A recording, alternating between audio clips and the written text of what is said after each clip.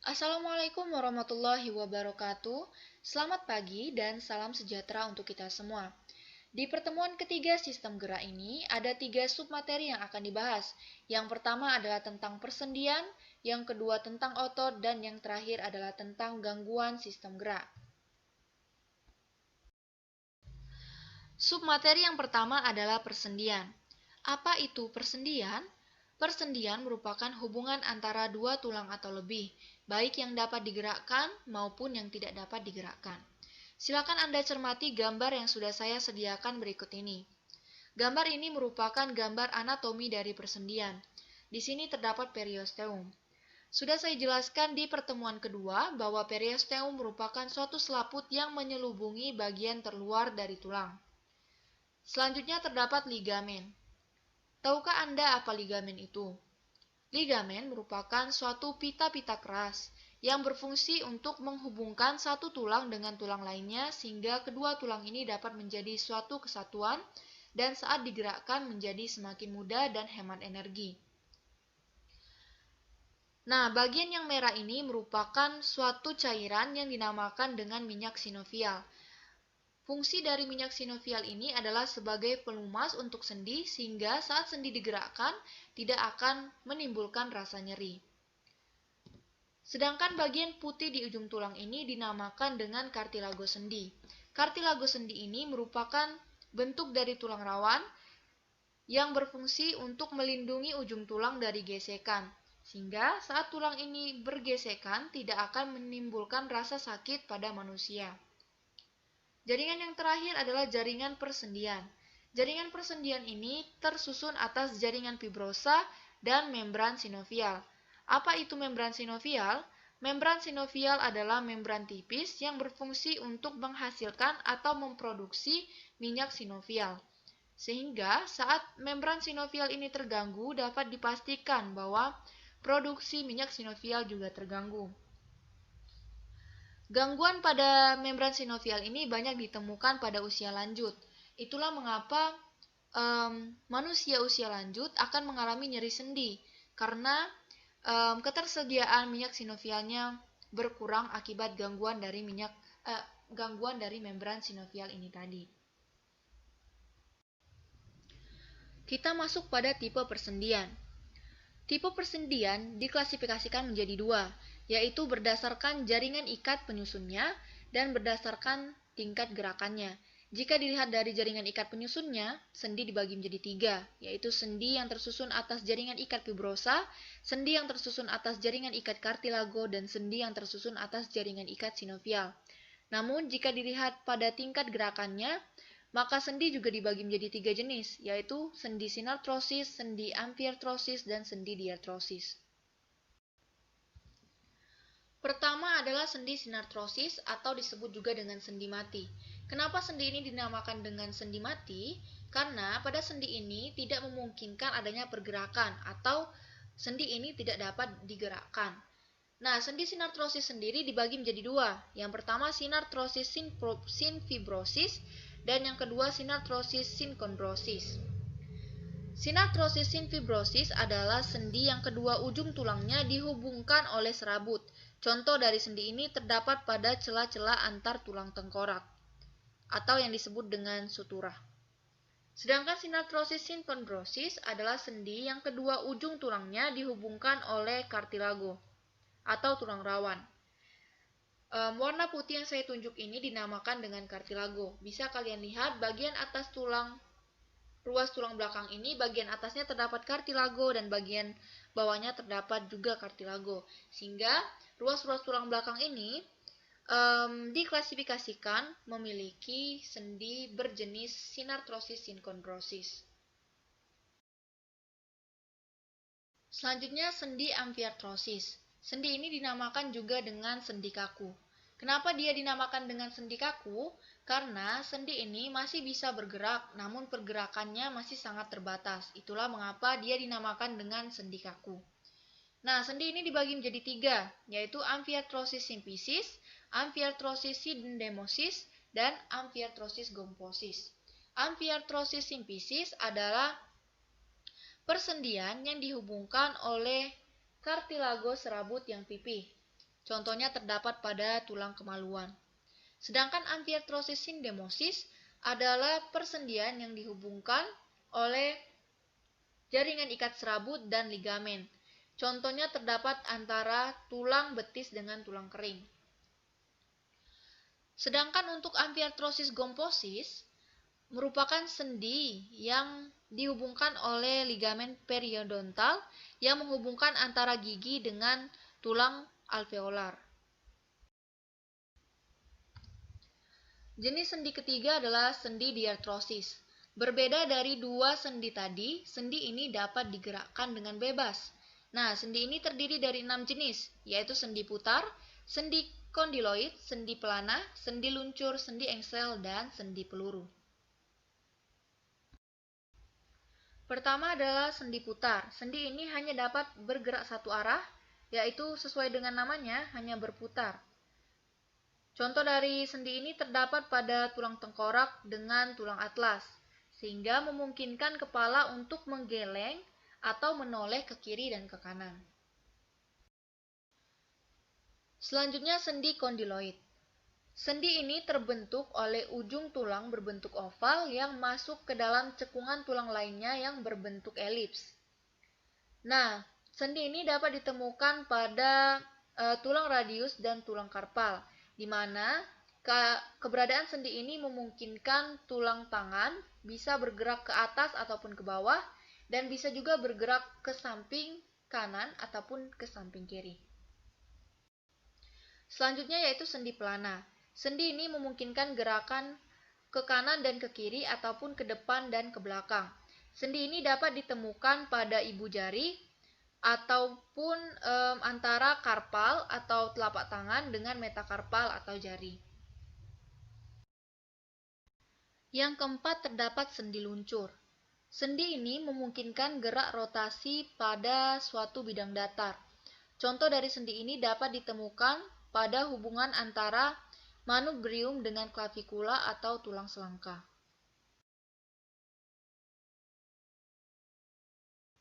Yang kelima adalah sendi engsel. Sendi ini hanya memungkinkan gerakan satu arah, sama seperti engsel pada pintu dan jendela yang hanya bergerak untuk menutup ataupun membuka. Nah, pada sendi ini gerakannya hanya berupa membesarkan sudut ataupun mengecilkan sudut. Contoh dari sendi ini dapat kalian temukan pada hubungan antara humerus dengan ulna. Dan jenis sendi yang terakhir adalah sendi peluru. Sendi ini memungkinkan gerakan triaksial, yaitu gerakan fleksi ekstensi, gerak abduksi aduksi, dan rotasi. Sendi ini akan menyebabkan gerakan yang lebih bebas, dan sendi ini dapat ditemukan pada hubungan antara tulang paha atau humerus dengan tulang pinggul atau skapula. Selanjutnya adalah otot manusia. Otot adalah jaringan yang berfungsi sebagai alat gerak aktif, sementara rangka tubuh merupakan alat gerak pasif. Sel-sel otot mempunyai kemampuan berkontraksi dan relaksasi. Kontraksi adalah pengerutan otot sehingga bentuknya memendek, relaksasi adalah pengenduran otot sehingga bentuknya memanjang. Selanjutnya adalah macam-macam otot. Untuk mempermudah Anda, di sini saya sajikan dalam bentuk tabel. Bisa kalian lihat di sini terdapat otot lurik atau otot rangka. Karakteristiknya, sel silindris memanjang, memiliki banyak inti sel, terdapat garis-garis melintang yang membentuk daerah gelap dan terang berselang-seling, melekat pada rangka, dan bekerja secara sadar. Letaknya terdapat pada rangka tubuh. Selanjutnya adalah macam-macam otot. Untuk mempermudah Anda, di sini saya sajikan dalam bentuk tabel. Bisa kalian lihat terdapat otot lurik atau otot rangka. Karakteristiknya sel silindris memanjang. Terdapat banyak inti sel. Terdapat garis-garis melintang yang menciptakan zona gelap dan terang secara selang-seling, melekat pada rangka, dan bekerja secara sadar. Letaknya tentu saja pada rangka makhluk hidup. Selanjutnya adalah otot polos. Bentuk sel gelondong kedua ujungnya meruncing, bagian tengahnya menggelembung, memiliki satu inti sel, bekerja secara tak sadar, sel-selnya tidak memiliki garis-garis melintang. Otot-otot ini terdapat pada dinding pembuluh darah, dinding saluran pencernaan, paru-paru, dan ovarium. Selanjutnya adalah otot jantung. Otot ini terdapat pada jantung. Strukturnya sama seperti otot lurik, namun kerjanya seperti otot polos. Jadi otot jantung otot jantung memiliki karakteristik gabungan antara otot lurik dengan otot polos. Dari ketiga otot tadi, kita akan fokus pada otot rangka, karena dalam sistem pergerakan manusia hanya otot rangka yang memiliki peran. Selanjutnya adalah fungsi dari otot rangka. Otot rangka berfungsi sebagai penggerak tulang untuk melakukan gerakan, menopang dan mempertahankan postur tubuh, serta memproduksi panas. Sedangkan sifat otot rangka adalah kontraktilitas, eksitabilitas, ekstensibilitas, dan elastisitas. Silakan Anda cermati gambar berikut ini. Gambar ini merupakan anatomi dari otot rangka. Bisa kalian lihat bahwa otot rangka melekat pada tulang dibantu oleh tendon. Nah, di bagian terluar gelondong besar otot rangka ini diliputi oleh epimysium yang merupakan lapisan terluar dalam struktur organisasi otot. Nah, di dalam gelondong besar ini terdapat perimysium. Perimysium merupakan lapisan yang memisahkan antara satu fasikula dengan fasikula lainnya. Selain itu terdapat juga pembuluh darah yang merupakan penyuplai makanan bagi sel-sel otot rangka. Nah, saat fasikula-fasikula penyusun gelondong besar otot ini diperbesar, maka akan tampak bahwa fasikula tersusun atas kumpulan sarkolema-sarkolema. Nah, antara satu sarkolema dengan sarkolema lainnya dipisahkan oleh lapisan yang bernama endomysium. Saat satu sarkolema ini diperbesar, maka akan tampak bahwa sarkolema ini disusun oleh miofibril-miofibril. Nah, jika miofibril ini diamati di bawah mikroskop, akan tampaklah gambar seperti ini, di mana sudah tampak jelas inti selnya, garis gelap terang yang nantinya jika berkontraksi menciptakan zona Z dan zona H. Nah, dan ini adalah pelengkap dari apa yang saya jelaskan tadi, bahwa jaringan otot rangka tersusun dari sejumlah berkas otot yang dibungkus oleh suatu selaput yang disebut dengan fascia superficialis. Berkas otot tersusun atas serabut otot atau benang-benang otot yang terbentuk oleh sel-sel otot yang panjang. Di dalam sel-sel otot terdapat serabut-serabut yaitu benang-benang fibril, protein aktin, dan miosin. Pada sel otot tampak garis gelap dan terang yang melintasi antar sisi. Garis gelap yang berselang-seling ini tampak bagian-bagian yang disebut sebagai zona H, daerah terang di tengah pita gelap A, garis gelap M di tengah zona H, garis gelap Z terletak di tengah daerah terang atau zona I. Kemudian mekanisme kerja otot. Dalam mekanisme kerja otot, kita mengenal istilah kontraksi dan relaksasi. Dalam kinerja otot, itu adanya asetilkolin yang akan membebaskan ion kalsium di antara sel-sel otot. Kemudian, ion kalsium tersebut akan masuk mengangkut troponin dan tropomyosin ke dalam otot. Selanjutnya, karena adanya ion kalsium yang mengangkut troponin dan tropomyosin ke dalam sel otot, posisi aktin akan berubah mendekati myosin dan membentuk aktomyosin, mengakibatkan serabut otot menjadi pendek sehingga terjadilah kontraksi. Selanjutnya, ketika ada ion kalsium yang baru itu masuk kembali ke dalam sel otot, ke dalam plasma sel, akan menyebabkan ikatan troponin dan ion kalsium tersebut lepas sehingga otot berrelaksasi. Inilah bagan dari mekanisme kerja otot.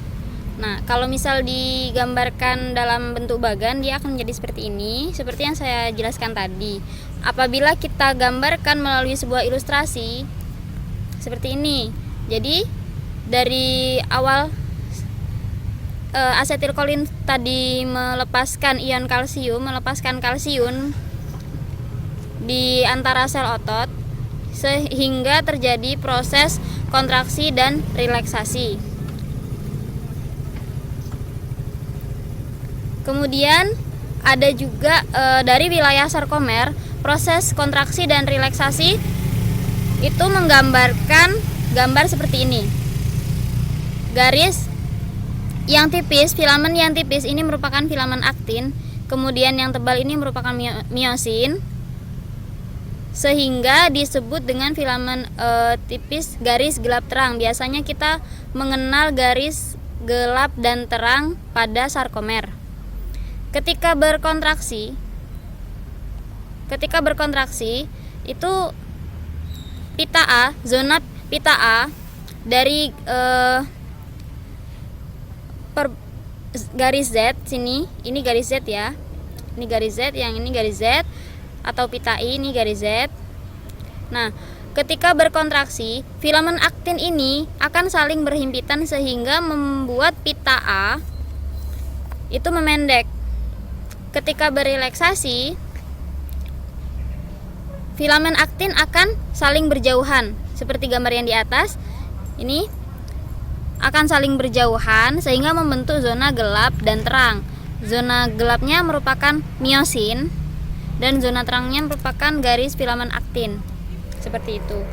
Nah, kemudian untuk berkontraksi, otot memerlukan energi. Yang kita ketahui bahwa energi untuk kontraksi otot merupakan pada kontraksi secara aerob atau energi yang dihasilkan secara aerob itu berasal dari glukosa atau C6H12O6 ditambah dengan oksigen. Dia akan menghasilkan 6H2O dan 6CO2 plus 38 ATP. Selanjutnya pada menghasilkan ATP secara anaerob itu dari glukosa menjadi asam laktat dan 2 ATP. Sifat kerja otot. Ketika otot kita bekerja itu memiliki 2 sifat, yakni otot sinergis dan otot antagonis. Otot sinergis merupakan 2 otot yang kerjanya saling mendukung atau saling membantu. Jadi ketika bisa dicontohkan dengan ini, ketika kita membalikkan telapak tangan, membalikan tangan atau menengadahkan tangan, itu otot kita akan saling mendukung pekerjaannya. Sedangkan pada otot antagonis seperti gambar ini, fleksi ekstensi, gerakan fleksi dan ekstensi, dia ketika bicep, ini otot namanya bicep, yang belakang tricep. Jadi ketika bicep berkontraksi, tricepnya berrelaksasi. Beda dengan otot sinergis tadi, ketika salah satunya itu berkontraksi, maka yang lainnya ikut berkontraksi. Begitupun sebaliknya. Nah, selanjutnya setelah mempelajari tulang, otot, dan sendi, ketiganya telah kita ketahui bahwa ketiganya itu merupakan anggota tubuh yang menyebabkan adanya gerakan. Nah, macam-macam gerakan pada manusia itu diantaranya ada ekstensi fleksi, abduksi adduksi, depresi elevasi, supinasi, dan pronasi. Ekstensi fleksi merupakan gerakan menekuk dan meluruskan tangan.